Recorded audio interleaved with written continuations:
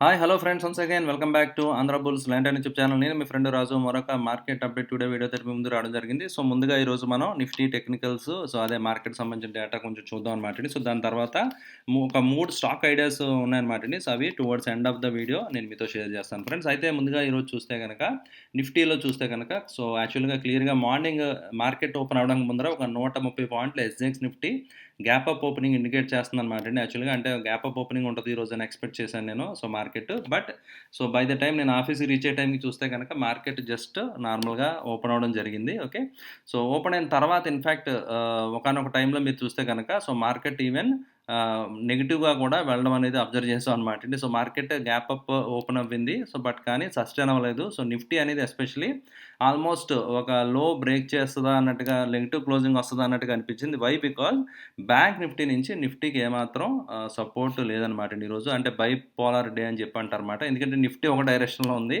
So bank Nifty కింద ఉండడం జరిగిందనమాట. నిఫ్టీ కొంచెం స్లైట్గా పాజిటివ్ క్లోజ్ అయింది, బట్ వేరేస్ బ్యాంక్ నిఫ్టీ మనకి నెగిటివ్గా క్లోజ్ అవ్వడం జరిగిందనమాట అండి. సో అయితే మీరు చూస్తే కనుక ఒక డ్రాగన్ ఫ్లై డోజీ టైప్లో, సో మీరు చూడొచ్చు అనమాట ఇక్కడ డ్రాగన్ ఫ్లై డోజీ టైప్లో ఒక డోజీ క్యాండిల్ అనేది. ఓకే, సో మనం ఇక్కడ ఈరోజు చూడడం జరిగింది. అంటే ఒక కైండ్ ఆఫ్ ఇండెసిషన్ కొంత అక్కడ ఆ లెవెల్లో రావడం జరిగిందనమాట అండి. సో ప్రీవియస్గా మనం అనుకోవడం జరిగింది కదండి. సో ఒకవేళ కనుక so Nifty if it manage to cross 18,100 దాటితే కనుక again it will reach around 18,300 దాకా వెళ్ళొచ్చు అని చెప్పి ఈరోజు సో ఆ లెవెల్స్కి నిఫ్టీ రీచ్ అవ్వడం జరిగిందనమాట. సో ఆల్మోస్ట్ ఈరోజు హై వచ్చి 18,272 అనమాట అండి. ఆల్మోస్ట్ స్వింగ్ హై ఏదైతే ఉందో అక్కడ రీచ్ అవ్వడం జరిగిందనమాట అండి. సో ఒకవేళ మండే కనుక రిజల్ట్స్ సీజన్ కాబట్టి ఇప్పుడు results on going, like HDFC bank results యాక్చువల్గా హెడ్ ఆఫ్ ద రిజల్ట్స్ యాక్చువల్గా ఈరోజు బ్యాంక్ నిఫ్టీ పడిపోవడానికి రీజన్ వచ్చి హెచ్డిఎఫ్సి బ్యాంక్ అనమాట అండి. ఈరోజు హెచ్డిఎఫ్సి బ్యాంక్లో సెల్లింగ్ ప్రెజర్ ఉందన్నమాట. అదేవిధంగా అదర్ బ్యాంక్స్ లైక్ కోటక్ ఇవన్నీ కూడా కంట్రిబ్యూట్ చేసాయి. ఒకవేళ కనుక రిజల్ట్స్ బాగుంటే కనుక సో హెచ్డిఎఫ్సి బ్యాంక్ బాగా పెరిగితే కనుక డెఫినెట్గా సో మార్కెట్స్ మండే పెరగచ్చు అనమాట. ఎందుకంటే రిలయన్స్ అనేది, సో రిలయన్స్ కూడా ఆల్రెడీ నిన్న మీకు inverse head and shoulder kind of pattern ఉందని చెప్పి షేర్ చేశాను కదండి. సో రిలయన్స్ కూడా ఏమన్నా పెరిగితే కనుక డెఫినెట్గా so recent life time high ఏదైతే ఉందో సో 18,600 ఆల్మోస్ట్ ఆ లెవెల్ కూడా, సో 18,600 లెవెల్ కూడా మనం ఈ నెక్స్ట్ వీక్ మనం మేబీ విల్ సీ అనమాట ఫ్రెండ్స్. ఓకే, సో అయితే రేపు కొత్త సిరీస్ స్టార్ట్ అవుతుంది కదండి. సో ఆప్షన్ చైన్ మనం చూసి రేపు నేను వీడియోలో మోస్ట్లీ రేపు వీడియో ఉండకపోవచ్చు. సో కుదిరితే సాటర్డే సండే వీడియో రికార్డ్ చేయగలిగితే ఐ విల్ బి షేరింగ్ అనమాట. అదర్వైజ్ ఫెస్టివల్ సీజన్ కదా, so maybe I will miss అనమాట అండి, వీడియో మేబీ చేయకపోవచ్చు. అయితే కుదిరితే ఒక ఎడ్యుకేషనల్ వీడియో నేను రిలీజ్ చేస్తాను ఫ్రెండ్స్. రైట్, ఓకే అండి. సో మార్కెట్లో మనకి యాజ్ ఆఫ్ నౌ చూస్తే కనుక కొంచెం హై లెవెల్లో కాషన్ అయితే కనిపించింది క్లియర్గా. So and clear cut trend అయితే ఏం లేదనమాట అండి. కొంత ప్రాఫిట్ బుకింగ్ అనేది సో మనకి క్లియర్గా విట్నెస్ అనేది మనం ఇక్కడ చేస్తున్నాం ఫ్రెండ్స్. ఓకే, సో ఎందుకంటే మీరు ఇక్కడ చూడొచ్చు అనమాట అండి. సో బ్యాంక్ నిఫ్టీ అనేది క్లియర్గా సో నెగిటివ్ యాక్చువల్గా. సో ఏదైతే ఇప్పుడు క్యాండిల్ నిఫ్టీలో చూస్తున్నామో సో స్టార్ డోజీ అంటాం అనమాట. ఆ టైప్ ఆఫ్ క్యాండిల్ ఆల్రెడీ నిన్న వచ్చింది బ్యాంక్ నిఫ్టీలో గ్యాప్ అప్ తర్వాత. ఈరోజు ఆ గ్యాప్ ఫిల్ అవ్వడం జరిగిందనమాట అండి. ఓకే, సో ఓవరాల్గా ఏంటంటే సో బ్యాంక్ నిఫ్టీ కొంచెం ఎందుకంటే కంటిన్యూ రన్అప్ అనమాట. ఆల్మోస్ట్ 10 days నుంచి గ్రీన్ క్యాండిల్స్ కదా, ఒక రెడ్ క్యాండిల్ ఈరోజు మనం బ్యాంక్ నిఫ్టీలో చూడడం జరిగింది. వేరేజ్ నిఫ్టీ మధ్యలో కొంత బ్రేదర్ తీసుకుంది, బట్ అందువల్ల ఏంటంటే maybe still some steam left. ఒకవేళ రిజల్ట్స్ బాగుంటే కనుక బ్యాంకింగ్ స్టాక్స్ సపోర్ట్ చేస్తే సో నిఫ్టీ కొత్త లైఫ్ హైస్, రీసెంట్ లైఫ్ హైస్కి డెఫినెట్గా వెళ్ళే ఛాన్స్ ఉంది. అయితే ఒక కాజ్ ఆఫ్ కన్సర్న్ మాత్రం ఖచ్చితంగా ఉందన్నమాట అండి. ఒకవేళ రీసెంట్ లైఫ్ హైస్కి వెళ్ళినా కూడా అక్కడ సస్టైన్ అవుద్దా లేదా అనేది మనం చూడాలి. ఇది నేను ఆల్రెడీ ప్రీవియస్ వీక్లో వీడియోస్లో కూడా చెప్పడం జరిగింది కదా.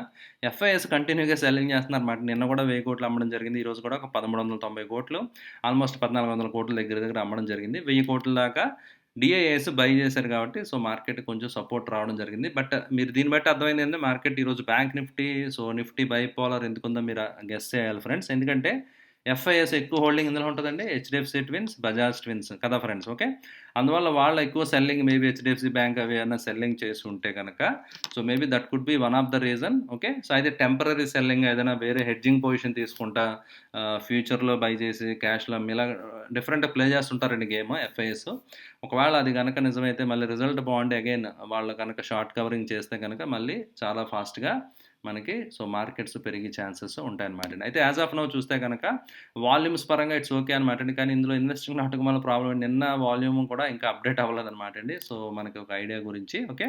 అయితే ఆర్ఎస్ఐ అబౌట్ మనకి ట్రెండింగ్‌గా ఉందన్నమాట అండి. మంచి స్ట్రెంత్ ఇండికేట్ చేస్తుంది RSI as of now okay. So above 60 ఉంది కాబట్టి ఇది స్ట్రాంగ్ జోన్‌లో ఉండడం జరిగిందన్నమాట అండి. ఓకే. రైట్. ఇది నిఫ్టీకి సంబంధించి బ్యాంక్ నిఫ్టీకి సంబంధించిందన్నమాట అండి. అయితే గ్లోబల్ ఇండిసెస్ కూడా సపోర్ట్ చేయాలి friends. Global indices as of now అంత అగ్రెసివ్‌గా ఏమీ లేవు. But at the same time నెగెటివ్‌గా అయితే లేవు. ఓకే అండి. ఫ్లాట్‌గా ట్రేడ్ అవుతున్నాయని చెప్పాలన్నమాట అండి. So almost like US indices ఇవన్నీ కూడా సో ఫ్లాట్‌గా ట్రేడ్ అవ్వడం అనేది జరుగుతుంది. ఇక్కడ మనం అబ్జర్వ్ చేసాం కదా! సో అందువల్ల ఏంటంటే గ్లోబల్ ఇండిసెస్ నుంచి రేపు ఒకవేళ ఎలా ఉంటుందో చూడాలి. ఏదైనా సంకేతాలు ఉంటే దాన్ని బట్టి అకార్డింగ్‌లీ మార్కెట్ రెస్పాండ్ అవ్వే పాసిబిలిటీ ఉంటదన్నమాట అండి. ఓకే. సో అయితే ఈరోజు సెక్టర్ రొటేషన్ చూసేద్దాం అన్నమాట అండి. సెక్టర్ రొటేషన్ చూస్తే కనుక మెటల్స్ యాక్చువల్‌గా గత కొన్ని రోజుల్లో కొంచెం అండర్ పెర్ఫార్మెన్స్ చేసింది. బట్ వన్స్ అగైన్ మళ్ళీ వండర్‌ఫుల్‌గా సో మీరు చూడొచ్చనమాట అండి ఈరోజు. మొత్తం ప్రైస్ యాక్షన్ చూస్తే కనుక మళ్ళీ ట్రెండ్ పికప్ అయిందా మెటల్ సెక్టర్‌లో. ఇన్‌ఫాక్ట్ నేను మీతో ఒక స్టాక్ ఒకటి షేర్ చేయబోతున్నానన్నమాట మెటల్ సెక్టర్ సంబంధించి. ఒక వండర్‌ఫుల్‌గా kind of inverse head and shoulder kind of pattern okay. Kind of rounding bottom అనుకోండి. కన్సాలిడేషన్ తర్వాత బ్రేక్అవుట్ బాగానే రావడం జరిగిందనమాట అండి. సో అదేవిధంగా pharma and other mid cap, small cap అన్ని ఇండిసెస్ పెరగడం జరిగింది. అయితే అండర్ పెర్ఫార్మ్ చేసినవి ఏంటంటే ఐటీ ఫ్లాట్‌గా క్లోజ్ అవ్వడం జరిగింది.